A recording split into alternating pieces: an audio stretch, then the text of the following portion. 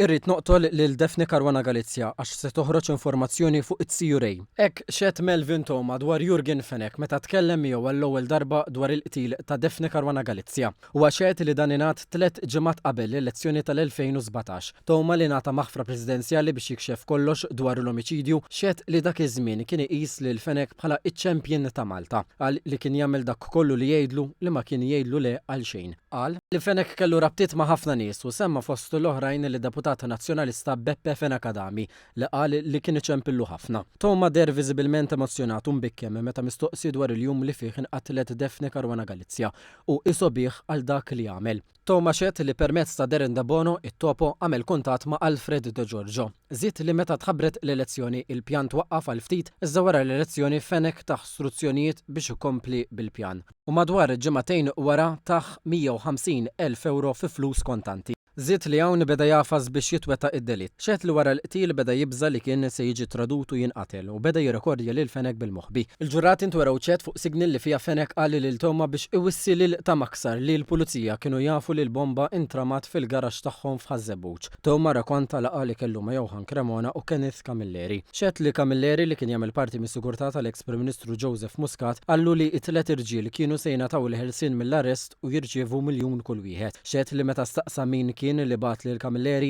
Fenek qallu li kien Kit. Flaqa oħra Camilleri wreħ karta bi 3 numri tat-telefon fosthom numru antik ta' Toma u qallu li dan kien ifisser li hu kien il-mandant tal-qtil. Qalli dak il-ħin wieġbu li l-mandant kien Jurgen Fenek u li kien Fenek li taħ il-150,000 euro. Qalli dak il-ħin Camilleri u Cremona baqgħu bħalhom mibluħ. Qallu kollu li Cremona kien ġempillu biex jiltaqgħu ma' Kenneth Camilleri ir-ramla taż-Żejtun. Madankollu Toma qal li ma rridx imur hemm għax fi kliemu huwa post fejn toqtol u titfen. Toma xed ukoll dwar sensiela ta' ħlasijiet li saru wara l-arresti.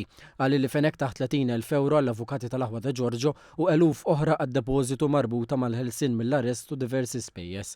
Xed ukoll li Johan Cremona, sieħeb fin-negozju ma' Fenek, kien isemmilu bosta nies fosthom lill-eks Ministru Chris Cardona u qallu li jekk xi darba jiġi mistoqsi dwar il-qtil kellu jsemmi li Cardona kien il-mandant tal-qtil fost persuni oħra.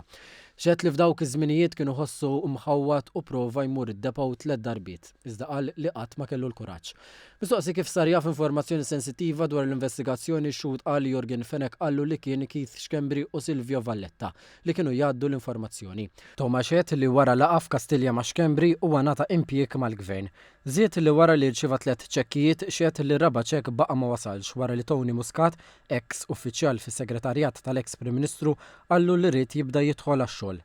Xaġa li rrifjuta li jagħmel għax qal li kellu negozju bit-Texas. U għażiet jixed li m'għandu xejn fuq Keith Schembri u meta muri jittra miktuba minnu li fija semma lil Schembri, Toma wieġeb li għamel dan minħabba dak li kien għaddej minnu u li fissru bħala il-ġen ta' moħħi.